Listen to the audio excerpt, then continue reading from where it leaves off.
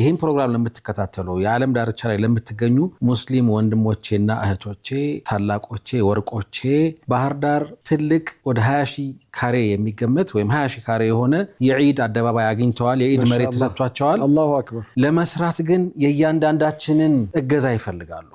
አነሰ በዛ ሳንል እዚህ ከስር በሚታየው አካውንት ለባህር ዳር ወገኖቻችን እንድረስ። እኛ ይሄንን ነገር ከገነባ ነውና ካለፍንም በኋላም ሰደቃ ጃሪያ ነው፣ ረመዳን ነው። ትንሿ ነገር ትልቅ ናት። አላሁማ የጀነት መግቢያ ሰበባችን ይሆናል።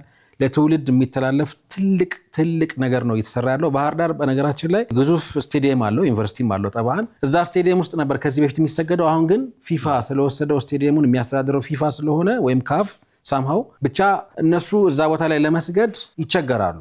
ያላቸው ብቸኛና ትክክለኛው አማራጭ የራሳቸው ቦታ ላይ ሁለገብ ማዕከል ገንብተው መስገድ ነው። ለዛ እንዲሆን በያላችሁበት የዓለም ዳርቻ እንደው ይሄን አካውንት አትለፉት፣ አነሰ በዛ ሳትሉ ድጋፍ እንድታደርጉ ቆሜ ነው ወይስ አብሽር ይደርሳል። አመሰግናለሁ ሼክ። ለሁሉም ዱዓ ያደርጉልኛል። በኋላ ላይ አንድ በር ያዘጋጁልና የኸሚስ ምሽት በር ይሉናል። የዒድ አደባባዩ በጣም ይለፉ ወንድሞች አሉ። አላህ እንግዲህ አቅማችሁን ይጨምርላችሁ። ጀግኖች ናችሁ። ባየሁት ነገር ተደስቻለሁኝ። ጥሩ ፕሮግረስ ላይ ነው ያለው። አብሮነትም ላይ እንግዲህ ባደረግነው ትንሽ የቅስቀሳ የተገኙ ድጋፎች እንዳሉ ሰምቻለሁኝ። አልহামዱሊላህ አፍረን አናውቅም። ይሄ ግን የሀገርም የትውልድም ቅርስ ስለሆነ ሁላችንም ለባህር ዳር ለሚገኙ ሙስሊም ወገኖቻችን ከጎናቸውም ከፊታቸውም ከኋላቸውም እንድንቆም መልእክቴን አስተላልፋለሁ። ጨርሻለሁ።